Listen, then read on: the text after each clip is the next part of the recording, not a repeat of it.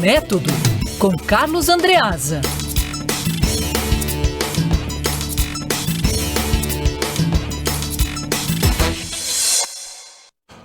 Ô, Andreasa, ontem o Bolsonaro não contava com a astúcia do Zé Gotinha, hein?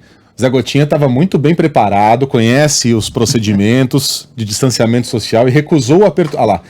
Olé! Recusou o aperto de mão. Presidente, não dá, já não tá usando máscara. Isso é narrativa, cara. Isso aí já tá no anedotário político, não tá? Pois é, mas não foi isso que aconteceu, né? O Zé Gotinha não tá enxergando nada. Ele não viu a mão do presidente estendida. Claro que viu, Andreasa. Senão o Zé Gotinha ia cair, ia tropicar lá. Aquele Zé Gotinha lá, tem um grande respeito pelo Zé Gotinha, mas aquele Zé Gotinha ali não tava vendo nada. É tanto que se você pegar toda a participação do Zé Gotinha, você vai ver que ele é conduzido. Tem uma moça que leva ele. O Zé Gotinha, imagine se ele vai ver alguém próximo a ele estendendo a mão, quem quer que seja. Ele não viu. Ele não deixou o presidente no vácuo. Isso aí é narrativa. Você acha que isso aí é guerra defender o presidente Jair Bolsonaro. É guerra cultural isso aí, Andreasa? Pura versão, pura guerra cultural. Fake news? Aconteceu. Gente, a que ponto a gente chegou envolvendo o pobre do Zé Gotinha. O Zé Gotinha não boicotou o presidente. É um dos meus personagens favoritos pra pôr na testa das pessoas naquele jogo do Bastardos Inglórios, sabe? Você tem que adivinhar quem é você, todo mundo sabe quem é você, menos você. Aí eu sempre ponho o Zé Gotinha na testa das pessoas. Aliás, tem 500 vacinas sendo desenvolvidas aí, nenhuma de gotinha, né? O Zé Gotinha, ele foi criado para incentivar a campanha de vacinação contra pólio, né? Isso. A vacina contra pólio. Que é a gotinha que as crianças A gente tem que criar o amigo do Zé Gotinha, o Seringuinha. Agulhinha. Tem que ter seringa, né? Tem que comprar seringa. É, Pazuello, cadê a seringa? Né, Pazuello? Bom, aliás, chegamos ao nosso assunto. A volta do Bolsonarinho Paz e Amor, para quem quiser acreditar, e mais uma do Pazuello, Andreasa. Mas antes disso, dando bom dia para você, para Sheila, para a Gabi, para o nosso ouvinte querido, eu gostaria de parabenizar Luiz Megali e, portanto, a imensa torcida do querido São Paulo Futebol Clube pela conquista do Campeonato Brasileiro de 2020. Parabéns ao São Paulo ontem não deixou dúvida, é o campeão brasileiro de 2020. Andreasa, ninguém mais cai nesses seus ardis. O Flamengo só depende dele, o Rogério Ceni arrumou aquele time. Não, o Flamengo tá caído. O Flamengo do Jorge Jesus voltou. O São Paulo tá disputando a Copa do Brasil também, o Flamengo não tá disputando mais nada, o Flamengo já é o bicampeão nacional. Não, São Paulo levou. Mas olha aqui, vamos lá. Muita gente falando, Megali, e eu sei que você não acredita nisso, na mudança de tom de Jair Bolsonaro, em função desse evento de ontem, né, o lançamento do Plano Nacional, que plano não é, plano não há, Plano Nacional de Vacinação contra a Covid-19. Quem pensa que Jair Bolsonaro possa ser Bolsonaro paz e amor, não aprendeu coisa alguma em quase 2 anos de governo. Não tem qualquer mudança de tom da parte do presidente da República. O que ele cumpriu ontem, formalmente, foi uma obrigação. Jair Bolsonaro foi obrigado àquela atitude, como obrigado foi a apresentar aquele plano feito de qualquer maneira, sem cuidado, às pressas, superficialmente, foi obrigado sob vara do Supremo Tribunal Federal. Tão simples quanto isso. Aquela atitude de Jair Bolsonaro, aliás, a melhor qualidade foi o seu breve discurso, aquela atitude de Jair Bolsonaro ontem foi uma atitude obrigada. A gente pode até discutir se o Supremo, se metendo, deveria determinar a apresentação de plano, qualquer que seja, do Executivo. Essa é outra história. Mas o fato é que aconteceu e que essa precipitação que resultou no evento de ontem derivou de uma determinação do Supremo Tribunal Federal. Mas mesmo ali, ontem, e o quanto pôde, Jair Bolsonaro deu os seus sinais de desobediência irresponsável. O mito valente, imune por natureza, aquele para quem a peste é uma gripezinha. Ficou o tempo todo sem máscara. Vejam, o presidente da República dando os seus sinais, falando para os seus, como se fosse a contracultura, né? Ficou ali o tempo todo sem máscara durante a apresentação do Plano Nacional de Vacinação contra a Covid-19. É um contrassenso, mas é o próprio contrassenso que fundamenta o bolsonarismo. Sem máscara também esteve o tempo todo o general Pazuello. Uma vergonha que o ministro da Saúde, numa solenidade como aquela, tenha para prestar vassalagem ao presidente, claro, tenha ficado sem máscara. São mensagens, mas não nos iludamos. Jair Bolsonaro continuará em sua pregação anti-vacina.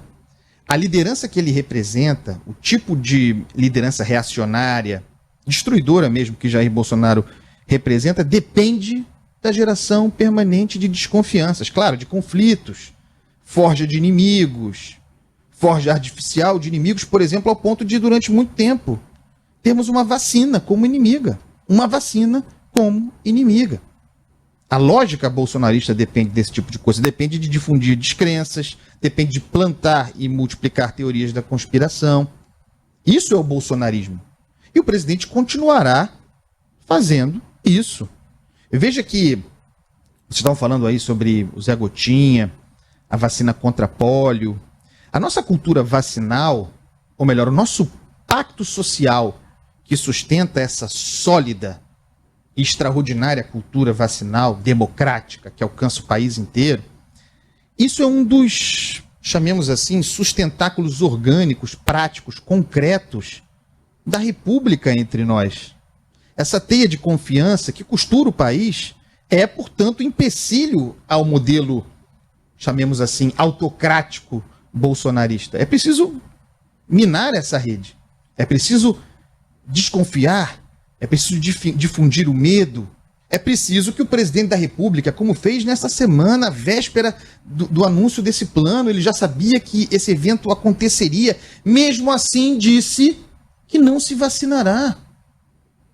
Gravíssimo, mas difundindo a ideia de que se deve desconfiar e destruindo, portanto, dilapidando ou tentando dilapidar isso que nós construímos ao longo das décadas e que é um orgulho do país. E que une mesmo, como eu disse, que costura a nossa república. Mas se é assim, é ruim para o seu projeto. E aí o que nós temos concretamente? A volta do sarampo. A volta do sarampo, que estava erradicado ou praticamente erradicado entre nós. Mas agora os indicadores mostram não apenas o sarampo, mas o crescimento dessa doença, porque as pessoas não se vacinam, porque a pregação antivacina de um líder, de alguém referencial, chega na ponta. E é com isso que Jair Bolsonaro opera. E aí a gente tem o general Pazuello. De volta ao Pazuello. O cavalo de Bolsonaro. Porque sim, qual é o ministro da Saúde? Empresta o seu corpo para que o presidente, que não pode acumular os cargos, seja o Ministério da Saúde, para que essa tragédia aconteça. Tragédia chancelada pelo Exército Brasileiro. Pazuello, um homem sem angústias, um indivíduo sem ansiedades. Aquele ministro da Saúde que até ontem, minha gente, não sabia se haveria demanda para tantas vacinas. Olha o tamanho do Brasil, olha as nossas complexidades regionais. No entanto, descredenciando vacinas, fechando com uma só, como se uma só, ainda sob o risco de atrasos, como houve no caso daquela escolhida, como se uma só pudesse cobrir o nosso território e alcançar a nossa população. E agora essa correria, mas Pazuello não. A correria correndo, o desespero, um plano feito de qualquer maneira para responder à vara do Supremo, mas o Pazuello com aquela paz, com aquela tranquilidade que é própria aos ignorantes e que resulta em irresponsabilidade. Como eu tenho dito, a pazuelização do Brasil é um processo irreversível. Mas, esses irresponsáveis, esses incompetentes, essa gente ruim de serviço, essa gente capaz de politizar vacina, essa gente será salva, será protegida pela nossa rede, pelo nosso Programa Nacional de Imunização. O nosso Programa Nacional de Imunização fará com que nós, a rigor, não precisemos nem de plano, porque plano não há. Não apresentaram plano, não há logística montada ou desenvolvida para o combate à Covid-19, mas não será necessário.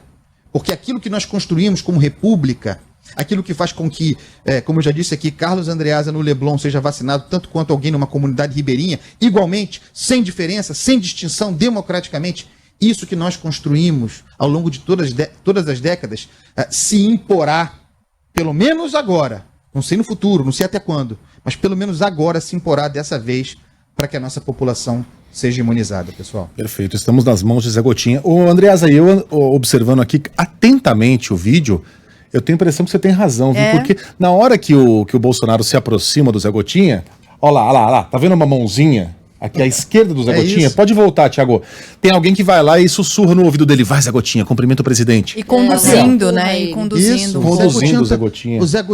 O Zé Gotinha tá vendo nada, gente. Tá nada. Tá vendo nada. Mas por Tô que te não, falando. por que não faz um buraquinho no olho do Zé Gotinha? Viu, Bolsonaro? Depois o senhor diz que eu não defendo o senhor, entendeu? Que eu não desmonto essas narrativas contra o senhor, aí está. Olha aí, o Zé Gotinha e a guerra cultural. E vamos então à escolha, a trilha sonora de hoje, especial, porque ontem o Flamengo tem a impressão que se consolidou como campeão brasileiro mesmo. Isso aí é uma papa fina do samba, tá? Porque é um samba de Antônio Candeia Filho, do grande Candeia, cantado por Luiz Carlos da Vila e Zé Luiz do Império, nessa versão maravilhosa, tantã e o repique de mão, maravilhoso. É isso. Espetacular. Boa quinta-feira pra você, Andreasa. Até amanhã. Beijo. Vai, Zé. Lua que clareia a madrugada, ilumina minha estrada. Chamo e não vejo você me responder. Bonito, Zé. Quando é lua cheia, resplandece, que cenário lindo aparece. Lua, queria estar juntinho a ti, mas não é possível, vou ficando por aqui.